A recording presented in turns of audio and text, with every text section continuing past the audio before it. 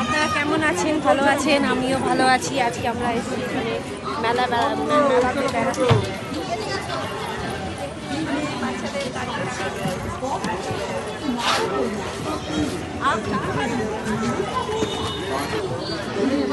হাজার জিনিস পাওয়া যায় এখানে। অনেক রকমের চুড়ি।